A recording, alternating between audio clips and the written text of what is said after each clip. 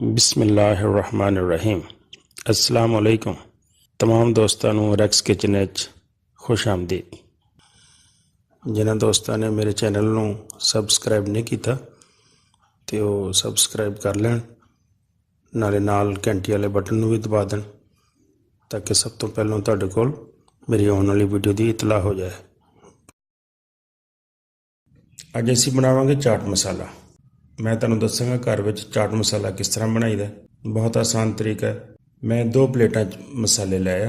पहले मसाले जिहड़े आ उन्हां नूं असीं थोड़ी देर रोस्ट करना है पहले, तो रोस्ट करने वाले मसाले जिहड़े आ वो ज़रा देखो कि उहदे वास्ते असीं 2 चम्मच धनिया दे, 2 चम्मच जीरे दे, 1 चम्मच अजवैन दा, 1 चम्मच काली मिर्च, आधी चम्मच लौंग ते 4 ਤੋਂ 5 दालचीनी ਦੀਆਂ स्टिकां।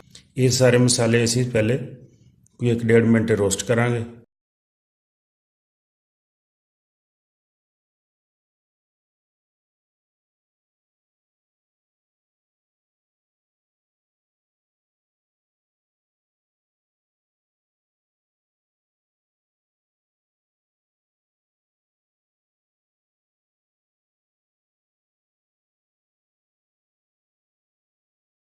रोस्ट करके तो इन्हों ग्राइंड कर लाँगे।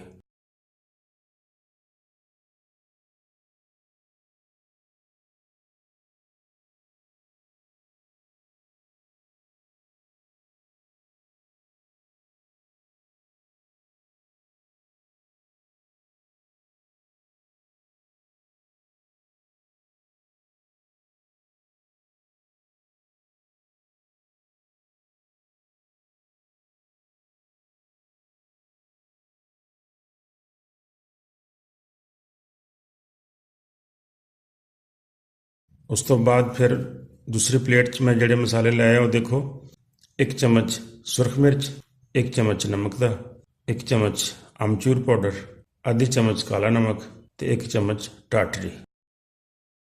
ये भी सारे असीं ग्राइंडर च ही पा लांगे। पा के ते फिर थोड़ी देर मज़ीद ग्राइंड करांगे ताकि ये सारे मसाले अच्छी तरह मिक्स हो जाए।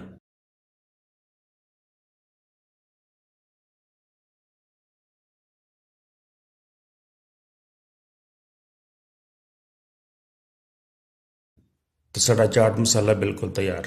बड़ा साफ सुथरा बनता है, बड़ी अच्छी खुशबू होंदी है, बड़ा सस्ता भी बन जाता है। इस वास्ते तुसीं भी जरूर ट्राई करो और घर च बना के रख लो तो वेले क वेले इनू इस्तेमाल करो। मेरी वीडियो देखने का बहुत शुक्रिया। वीडियो लाइक करो, शेयर करो दोस्तों नाल ते नाले चैनल नू सबसक्राइब कर देना। बड़ी मेहरबानी, बहुत शुक्रिया।